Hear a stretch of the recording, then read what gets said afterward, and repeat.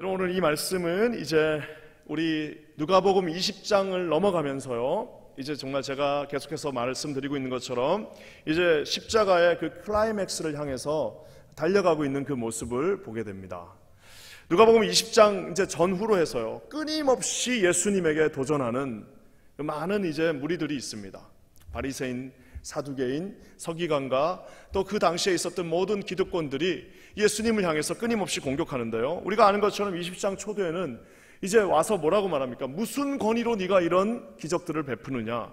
도대체 무슨 권위로, 어떤 어토리티를 가지고 네가 이런 사역들을 하냐라고 한 무리의 사람들이 와서 이제 예수님 앞에 나옵니다. 그러니까 예수님께서 뭐라고 말씀하시죠? 그러면 내가 먼저 물어보겠다. 세례 요한의 그 권위가 어디서 온 거냐라고 주님께서 아주 날카롭게 물으십니다. 그러니까 이게 어떻게 되는 거예요? 세례 요한이 대단한 일을 했는데 자기들이 죽였잖아요. 이게 사람한테서 왔다 그러면은 이제 막 난리가 나는 거고, 또 이게 하늘에서 왔다 하면은 또 그것도 말이 안 되니까 다시 이제 물러나는 모습을 봅니다. 그뿐만 아니라 이제 예수님께서 포도원 농부의 비유를 그 바리새인 바로 앞에서 하십니다. 포도원 농부의 비유가 뭐죠? 포도원 주인이 이제 뭡니까? 종들을 보냈어요. 이제 내가 돌아온다 종들을 보냈더니 종들을 때리고 그 종들이 막 그러니까 어떻게 됩니까? 나중에는 아들을 보냅니다. 아들을 보내면서 하시는 말씀이 뭐예요? 야, 설마 아들이 가면은 말을 듣지 않겠냐? 설마 아들이 갔는데 어떻게 하겠냐? 내 아들을 보냈는데 무슨 일이 있겠냐고 아들을 보냈는데 어떻게 했습니까? 상속자를 죽이자. 상속자를 죽이면 저 재산이 우리 것이 되지 않겠느냐 하니까 예수님께서 건축자의 버린 돌이 되었다라고 한탄하시면서 말씀을 또 전하십니다. 그러면서 이제는 또 동전 하나를 들고 와서 어떻게 합니까? 이 동전이 도대체 누구의 것입니까? 우리가 어떻게 세금을 내야 됩니까? 라고 이제 예수님한테 덫을 치고 나오는 또 한 모습을 보게 됩니다. 하여튼 끊임없이 공격을 합니다. 예수님께서 어떻게 하십니까? 주일 말씀처럼 가이사의 것은 가이사에게 주고 하나님의 것은 하나님께 드리라라고 우리 주님이 정말 100점이 아니라 1000점짜리 답을 하시면서 가이사에게 속해 있던 동전 몇 개는 가이사에게 줘버리고 가이사를 포함한 너를 포함한 모든 것은 다 하나님께 드리라라고 오늘 주님께서 말씀하시면서 또 이제 그 말 전쟁이 이제 끝이 납니다. 그러면서 이제 20장 후반에는 부활 논쟁을 합니다. 이제는 사두개인들까지 동원돼서 와서 뭐라고 얘기합니까? 7 형제가 있었는데 그 중에 첫째가 결혼을 했는데 첫째가 자식이 없이 죽었습니다. 그러면 이제 둘째가 결혼을 해야 되잖아요. 그게 이제 우리 신명기법에 의해서 둘째가 결혼했는데 또 자식이 없이 죽었어요. 셋째가 결혼해서 또 그렇게 되고 일곱째가 다 그렇게 죽었는데 나중에 천국에 가면은 이 여자는 도대체 누구의 남편이 됩니까? 라고. 여러분, 이게 굉장히 심각한 질문인데요, 저는 성경에는 나와 있지 않지만 아마 사두개인들이 낄낄낄낄 자기들끼리 웃기잖아요. 형제 7이 있는데 그런 일이 일어나지도 않거니와 말도 되지 않는 그 말장난을 해서라도, 정말 말도 되지 않는 그 말장난을 해서라도 예수님을 내가 한번 이 갈퀴에 한번 찝어보겠다라고 하는, 그 사두개인들의 그 이글이글 거리는 그 모습을 보게 됩니다. 주님께서 뭐라고 말씀하시나요? 너희들 진짜 너무한다. 어떻게 이렇게 기본적인 것도 모르냐라고 하면서 주님께서 설명해 주시는 그 장면이 나옵니다. 여러분, 이게 무슨 성경 전체에 있는 이야기가 아니고요, 20장 한 장에 있는 이야기들입니다. 19장 18장부터 끊임없이 예수님에게 도전하는, 그러면서 예수님은 그 끊임없이 도전하는 것과 정비례하여서 점점 예루살렘을 향해서 달려가시는 그 두 모습이 비례되어서 나오는 모습을 보게 됩니다. 사랑하는 성도 여러분, 제가 여러분에게 한번 질문하고 싶습니다. 이 바리새인들을 중심으로 한 이 모든 무리들은 왜 예수님을 이렇게 공격할까요? 아니, 무슨 자기들한테 돈이 되는 것도 아닌데 왜 이렇게 끊임없이 공격을 할까요? 도대체 뭐가 불만이 있길래 그렇게 계속해서 사사건건 나와서 어떻게 해서든지 예수님을 무너뜨리려고 공격을 할까요? 여러분, 왜 그럴 것 같습니까? 여러분, 신학적으로 답은 하나입니다. 왜 그럴까요? 답은 하나입니다. 진리이신 예수가 오면 어떻게 되는 거예요? 모든 거짓이 드러나기 때문입니다. 진리이신 예수님이 예루살렘에 들어오는 순간 모든 거짓들이 지금까지 자기들이 눈 하나 깜짝하지 않고 했던 모든 거짓들이 다 드러나기 때문입니다. 사랑하는 성도 여러분, 무슨 다른 이유가 없습니다.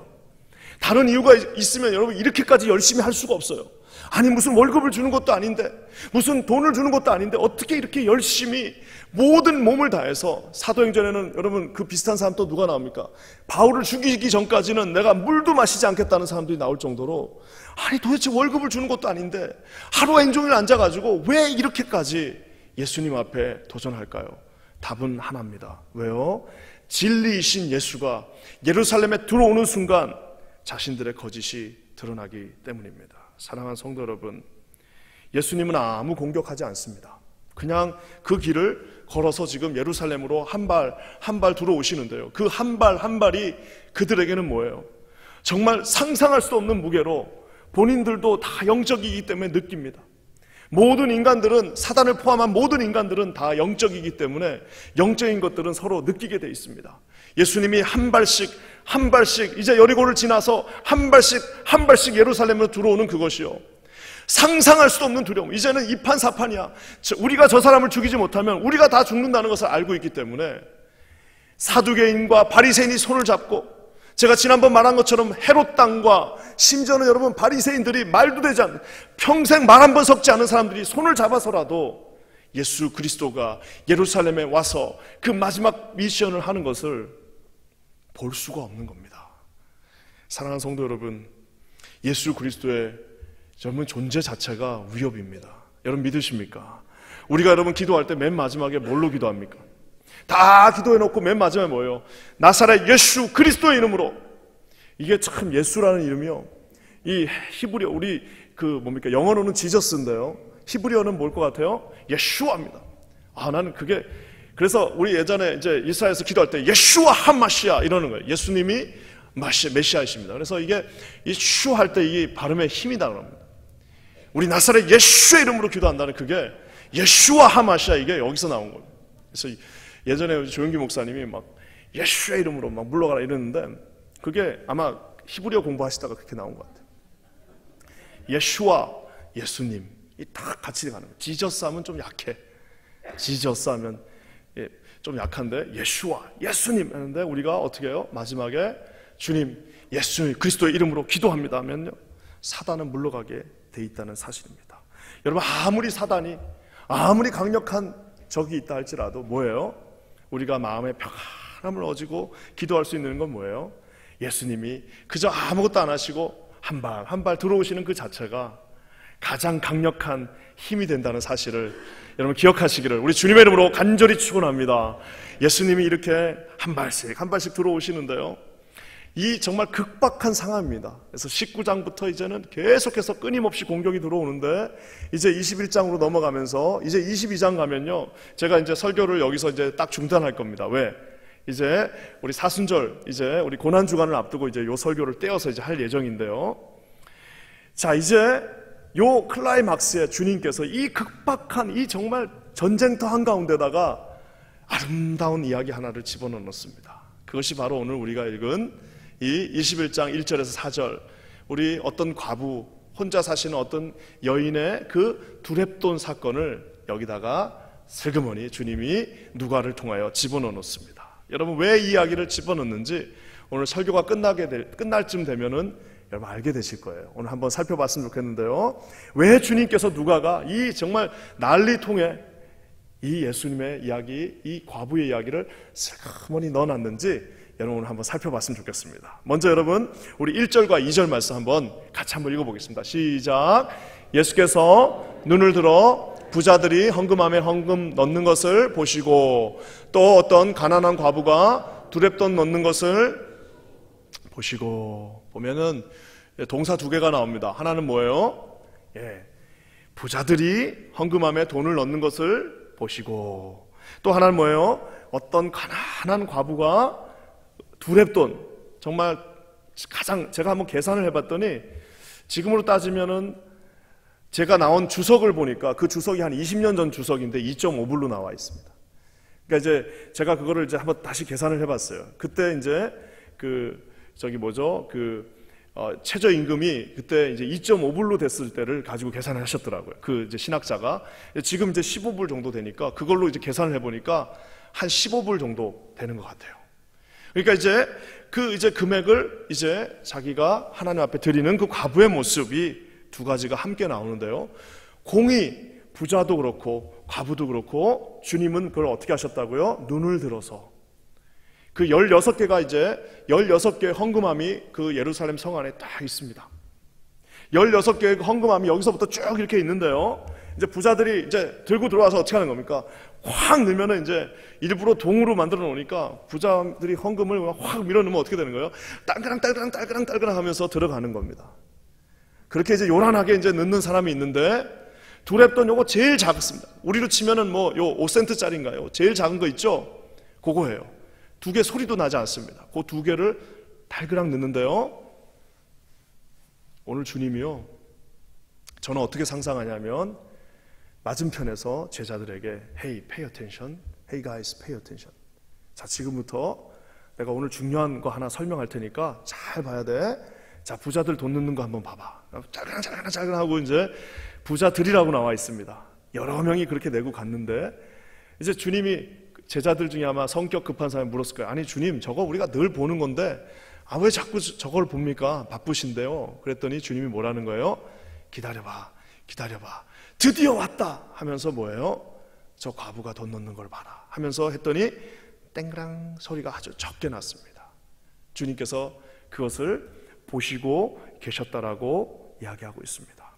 사랑하는 성도 여러분, 저는요 한 가지 참 감사한 게 있습니다. 그건 뭐냐면요, 사람들한테 우리가 뭘 좀 나 좀 봐달라고 다 얘기하는 거예요. 어디 가면 다 나 좀 봐달라고 얘기합니다. 그 가서 여러분, 이 미국에서는요 제일 중요한 목회가 뭐냐면 들어주는 거예요. 왜? 내 이야기 좀 들어달라는 거예요. 다 나에게 좀 관심을 가져달라고 얘기합니다. 왜요? 아무도 서로 관심을 가질 만한 여력이 없는 곳이 이 이민사회입니다. 그냥 나 하나 먹고 사는 게 너무나도 힘들기 때문에 남들을 내가 페이 어텐션 할 수 있는 시간 자체가 없어요. 그게 이제 이곳의 상황인데 오늘 주님이 어떻게 하셨다고 얘기합니다. 부자들은 부자들대로, 가난한 그 과부도 과부대로 주님이 어떻게 해요? 눈을 들어서 그들을 주식하고 주목하고 계시다는 사실을 보게 됩니다. 저는요, 저와 여러분이 우리 교회가 신학이 개혁주의 신학이라고, 가장 복음적인 복음주의 신학에서 가장 아주 끝에 있는 개혁주의 신학이라고 얘기합니다. 여러분, 개혁주의 신학에 여러분 우리 삶의 한 정황이 뭐냐? 코람데오라고 합니다. 말 그대로 코람데오, 바로 before in front of God이라고 그러죠. 우리 주님께서 내 바로 코앞에 계시다라고 하는 그 여러분, 그것이 바로 코람데오입니다. in front of God, 하나님 앞에서, 하나님의 면전 앞에서라고 얘기하는데요, 저와 여러분이, 여러분 이 말씀이 우리에게 위로가 되는 건 뭐고, 우리 주님이 내 면전에서 보고 계시니까 내가 최선을 다할 수 있는 겁니다. 아무도 안 보고 있어도, 아무도 나에게 관심을 갖지 않아도 주님이 내 면전에서 나를 보고 계시니까 우리 삶의 모든 것들 우리가 최선을 다해서 주를 섬길 수 있는 겁니다. 우리 교회를 보면 주중에 나와가지고 봉사하는 분들이 정말 많습니다. 우리가 이렇게 모여서 여기서만 이렇게 얘기하면 아무것도 아닌 것 같아도요, 주중에 그냥 이 시간 저 시간에 나와가지고 교회 성전을 향해서 봉사하시는 많은 분들이 있는데요, 여러분 그분들의 깊은 마음속에는 뭐가 있을 것 같습니까? 코람데오, 주님이 보고 계신 거예요. 유심히 나를 보고 계시다는 그 사실이 있습니다. 동기 자체가 필요 없습니다. 왜요? 주님이 보고 계시기 때문입니다. 보고 계시니까 자유할 수 있어요.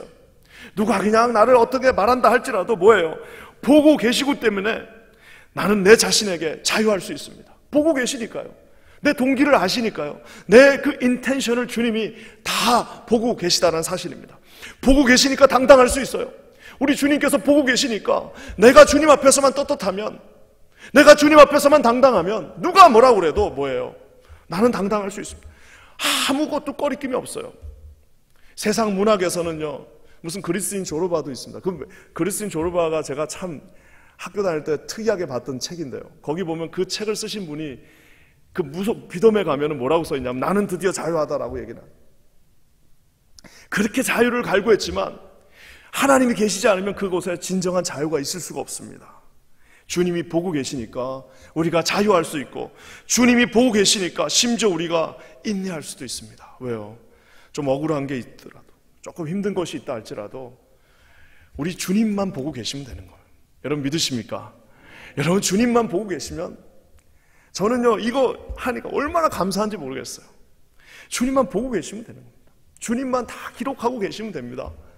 내가 뭘 하든지 그분만 다 기록하고 계십니다. 그러니까 그 기록이 여러분 주님 앞에서 당당하지 못하면 그것이 여러분 심판의 기록이 되는 것이고, 내가 주님 앞에서 당당하면 그것이 뭐예요? 생명의 그 책에 면류관의 그 상급의 기록이 된다는 사실입니다.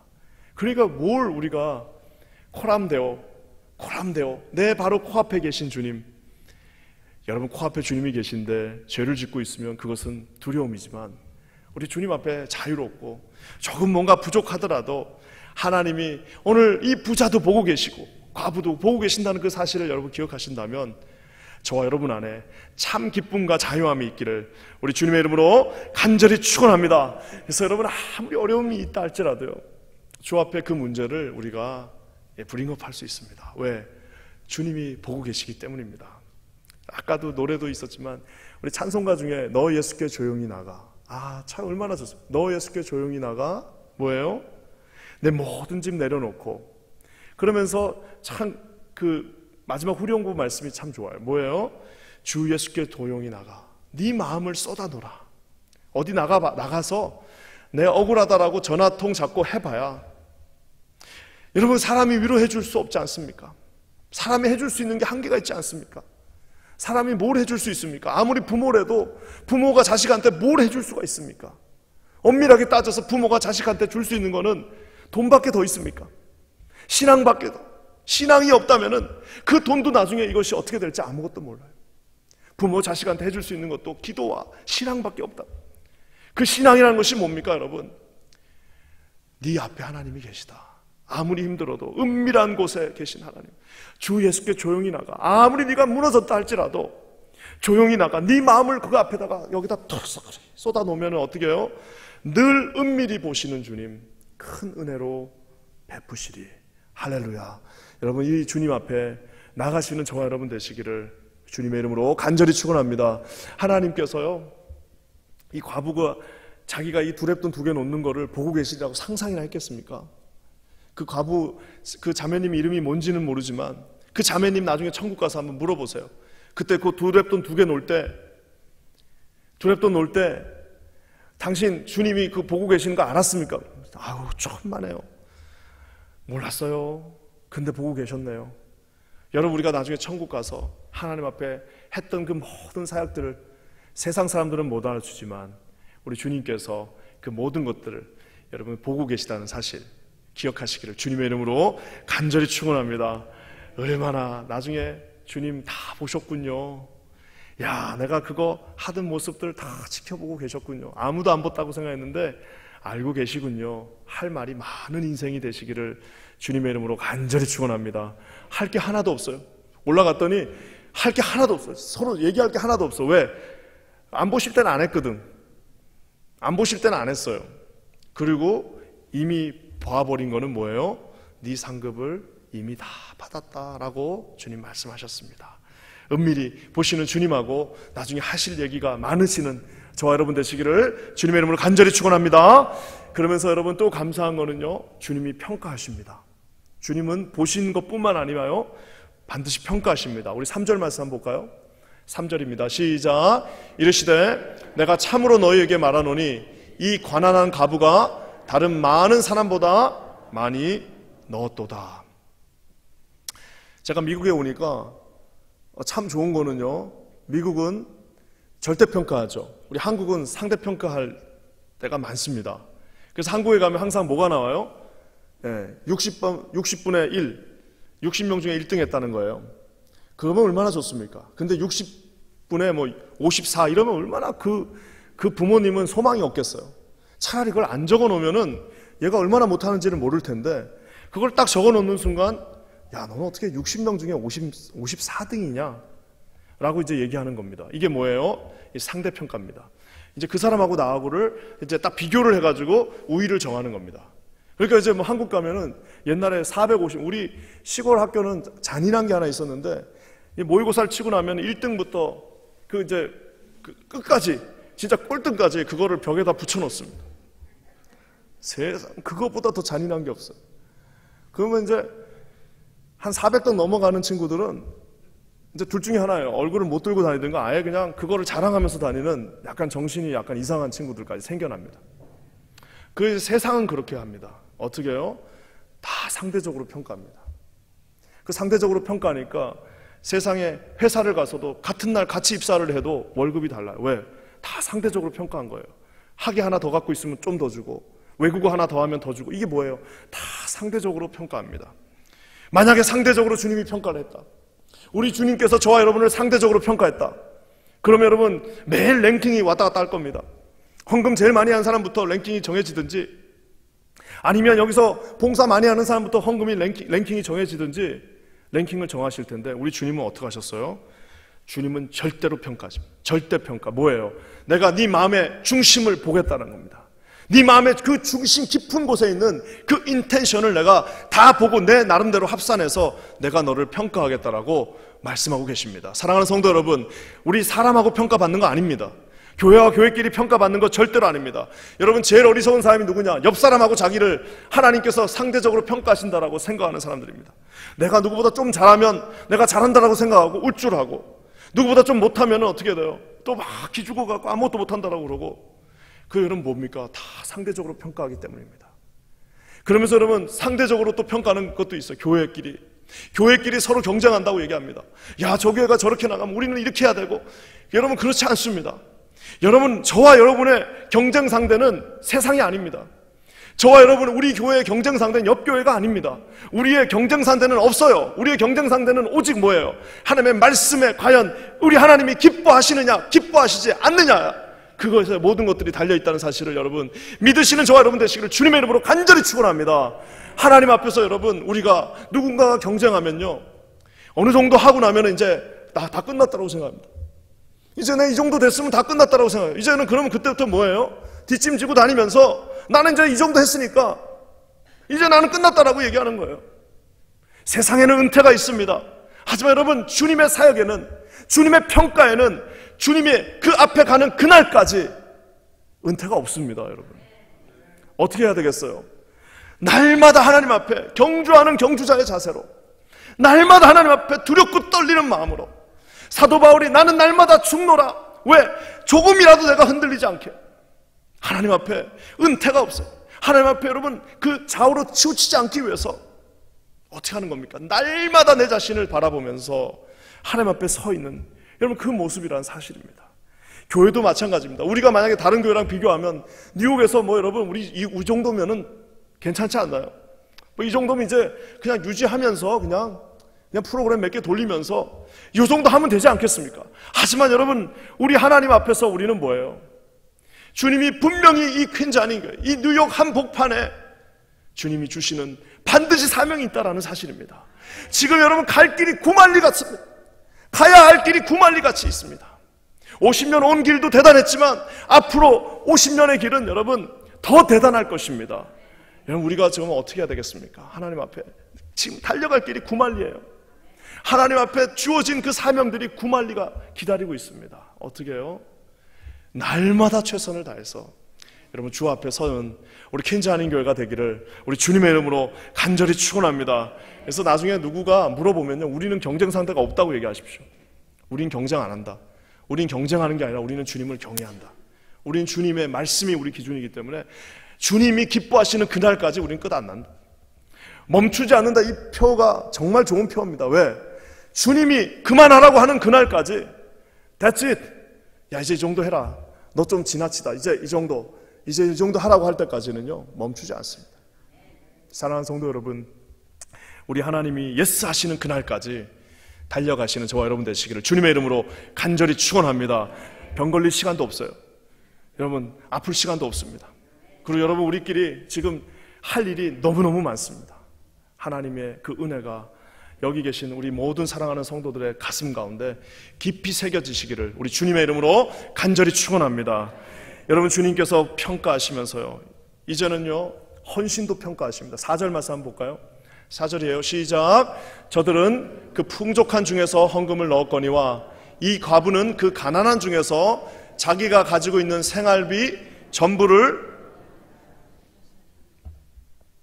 여러분 아까 그 부자가 넣은 돈이 우리 정말 맥심은 잡아가지고 10,000불을 넣었다고 칩시다. 그게 큰 돈일까요? 작은 돈일까요? 네? 큰 돈이죠. 10,000불이 있었으면 얼마나 좋겠습니까? 큰 돈이죠. 큰 돈이죠. 정말 큰 돈이죠. 정말 큰 돈입니다. 자, 근데 여러분, 이 10,000불이라는 돈은요, 누가 갖고 있느냐에 따라서 그 사람한테 큰 돈이 될 수도 있고 작은 돈이 될 수 있습니다. 만약에 저기 우리 애플 회장님이 그 10,000불을 들고 있다고 생각해 보십시오. 그분은 아마 10,000불 들고 그분에게 10,000불은 껌값이에요. 껌. 이거는 있어도 그만, 없어도 그만인 돈. 그냥 그런 돈 100개 넣고 그냥 불 태워도, 야, 오늘 너무 추운데, 이거 장작 안 갖고 왔네? 이거, 야, 10,000불 한 10개 가져와라. 해가지고 앞에다 태워도 아무런 의미가 없는 돈일 수 있습니다. 하지만 어떤 사람한테는 그것이 굉장히 큰 돈이 될 수도 있는데요. 오늘 주님께서요, 부자들을 은근히 비판하십니다. 왜요? 이 돈이 있고 없고 아무 의미가 없는 거예요, 그분들에게는. 이거를 여러분 줬다고 그래가지고 자기가 무슨 큰 손해를 본다거나 이걸 헌금했다고 그래서 무슨 뭐 가슴이 아프거나 이런 게 아니에요. 예전에 프란스 첸이라고 하는 유명한 저기 서부에 있는 미국 우리 목사님이 유명한 그 닭다리 예화가 있습니다. 그 닭다리 예화가 뭐냐면은 닭을 3마리 이렇게 프라이드 치킨을 사갖고 왔어요. 그래갖고 이제 맛있게 먹는 거예요. 먹고 있는데 하나님이 하나 달라고 그럽니다. 그러니까 어떻게 하는 거예요? 아까 자기가 먹고 하나 딱 버린 거 그거 딱 주워가지고 하나 드실래요? 하고 이제 하나님 앞에 드리는 그 유명한 예화 하나가 있습니다. 여러분, 이 뭐예요? 하나님이 달라고 그러는데 하나님이 무슨 배가 고파서 먹다 많은 닭다리 하나 우리한테 달라고 그러시겠습니까? 달라는 말은 뭐예요? 네 마음 전체를 나에게 달라라고 하신 하나님의 말씀입니다. 치킨 하나 먹다가 자기한테 있어도 그만 없어도 그만한 거 주면서 폼 잡는 게 아닙니다. 여러분, 예전에 제가 아는 목사님 한 분한테 제가 질문했습니다. 목사님, 헌금은 어느 정도 하는 게 참 좋은 적당한 양입니까?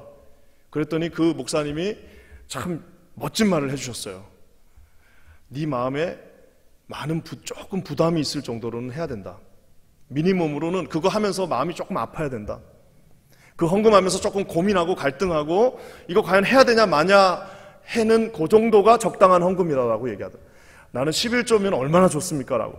11조만 하면 얼마나 좋아요? 라고 할 줄 알았는데 그게 아니라 네가 이 헌금을 하면서 네 마음 가운데 조금 부담이 있고 이거 하면 내가 이거 해야 되나 말아야 되나 하는 그 정도가 딱 적당한 금액이라고 얘기한 게 뭐예요? 저는 참 맞다고 생각합니다. 사랑하는 성도 여러분, 오늘 이 부자가 거기다 그거 돈 넣고 나서 집에 가서 굶을 필요도 없습니다. 그 부자는 그거 아무것도 아니에요. 아무것도 아닌 것을 넣은 겁니다. 그렇기 때문에 주님께서 절대평가를 하신 거예요. 주님에게 그 부자는요, 최소한 자기가 주님의 마음이 좀 움직이려면 어느 정도 해야 되는 거예요. 해놓고 나서 집에 가서 와이프한테 한번 팍팍팍 긁히면서 당신 지금 뭐 한 거예요? 라고 하면서 한번 그 정도는 돼야지 최소한 마음의 부담이 있는 건데요. 그냥 내놓고 가서 아무 부담 없이 가고 있는 부자의 모습을 봅니다. 사랑하는 성도 여러분, 주님께서요, 마음의 중심을 정확하게 꿰뚫어 보십니다. 그래서 여러분, 우리는 자랑할 수가 없어요. 왜? 꿰뚫어 보시고 있기 때문에 자랑할 수도 없지만 우리는 주님 앞에 기뻐할 수 있습니다. 왜? 보셨으니까요. 주님이 내가 어떻게 주님 앞에 나갔는지 그 모습을 보셨기 때문입니다. 오늘 주님이요, 전부를 평가하고 계십니다. 과부가 어떻게 했다고 그랬어요? 두렙돈을 넣었더니 생활비 전부, 가지고 있는 생활비 전부를 넣었. 이 자매님이 왜 그런 행동을 했는지는 성경에 나와 있지 않으니까 모릅니다. 왜 돈도 없는 양반이 왜 그 두렙돈을 다 자기가 그러니까 한 20불 되는 그 돈, 그래도 한 끼 가족끼리 밥 한 끼 먹을 수 있는 그 돈을 왜 주님 앞에 그 마지막 남은 생활비 전부를 주님 앞에 넣었는지는 성경이 말하고 있지 않습니다. 스토리들이 있겠죠. 하지만 여러분, 오늘 주님께서 말씀하고 계십니다. 부자에게는 커피 한 잔밖에 되지 않는 그 값이 이 여인에게는 그 삶의 모든 것이었는데, 오늘 이 여자가 얘들아, 저 자매님을 한번 보고 봐라. 얘들아, 저 자매님이 지금 뭘 하는지를 한번 봐라. 저 자매님은 지금 자기가 갖고 있는 모든 것들을 하나님 앞에 드리고 있다라고 하면서 딸그등 하는 그 소리에 주목하라고 말씀하고 있는 것입니다. 사랑하는 성도 여러분, 주님이 다 보고 계십니다. 저는요, 오늘 저와 여러분들이 두렙돈을 주님 앞에 드린 사람들이 여기 앉아 있는 거 아니겠습니까? 여러분들이 여러분의 삶이 이제는 여러분의 삶이 아니지 않습니까? 하나님 앞에 부름받은 자가 어떻게 돼요? 부름받아 나선 이 몸 어디든지 가오리라. 소돔 같은 거리에도 복음 들고 가오리라. 이게 다 뭡니까? 주께서 부름받은 자에게 주시는 하나님의 그 헌신의 의미라는 사실을 여러분 기억하시기를 주님의 이름으로 간절히 축원합니다. 오늘 말씀을 마무리하면서요, 성경 전체는요 이 두렙돈을 하나님 앞에 드린 사람들의 스토리입니다. 베드로에게 뭐라고 말씀하셨습니까? 그물과 배를 던지고 나를 따르라. 그냥 가면 안 되겠습니까? No, 던지고 나를 따르라. 부자 청년이 왔습니다. 주님 따라가겠습니다. 네가 갖고 있는 거를 내려놓고 나를 따르라. 못 가겠습니다. 그러면 go back. 여러분, 우리가 아는 것처럼 바울이 어떻게 했습니까? 나는 내가 갖고 있는 그 모든 두렙돈을 배설물과 같이 여기노라.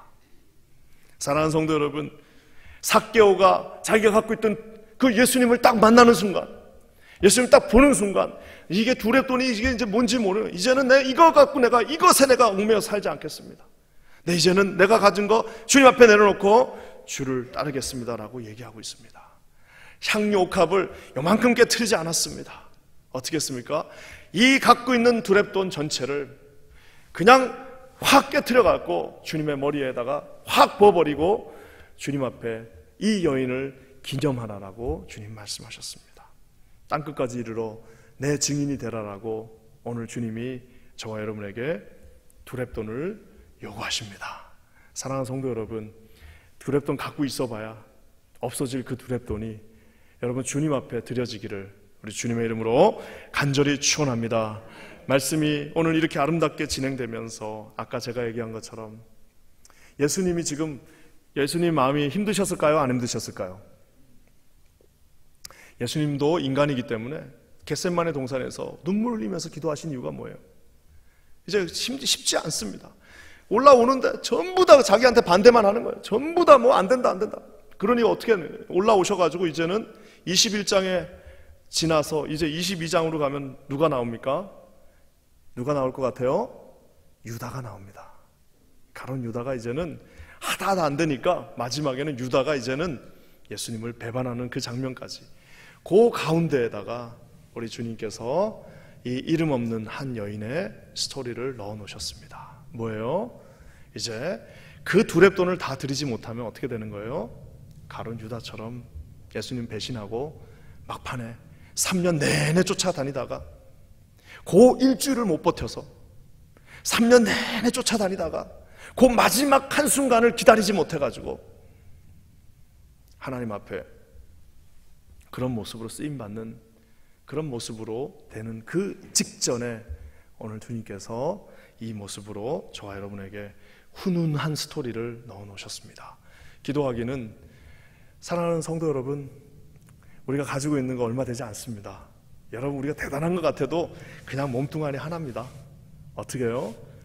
이왕 한번 주어진 인생에 우리가 예수님을 만나고 이렇게 아름다운 공동체에서 신앙생활을 한다면은 여러분 그 두렙돈을 우리 주님의 손에다가 올려드리고요, 우리 예수님의 제자들처럼 하나님 앞에 5대왕 6대주를 누비시면서 주님의 제자, 이 세상 열방을 하나님 앞에 품는 하나님의 사람들, 기도의 사람들 되시기를 우리 주님의 이름으로 간절히 축원합니다. 하나님의 은혜가 우리 킨즈 한인교회 공동체 가운데 충만하게 흐르기를 예수님의 이름으로 간절히 축원합니다. 기도하겠습니다. 하나님 감사합니다. 오늘 우리 주님 앞에 우리가 함께 섭니다. 우리 모든 사랑하는 성도들, 두렙돈을 가지고 나온 과부의 모습처럼 주님 앞에 아버지 그 모든 것들을 드릴 때에 우리 주님 기뻐하시면서 주님과 함께 동행하는 그러한 인생 되게 하여 주시옵소서. 주님의 그 아름다운 평가가 우리 가운데 있음을 진심으로 감사드립니다. 하나님께 모든 영광을 돌리며 예수님의 이름으로 간절히 기도합니다. 아멘.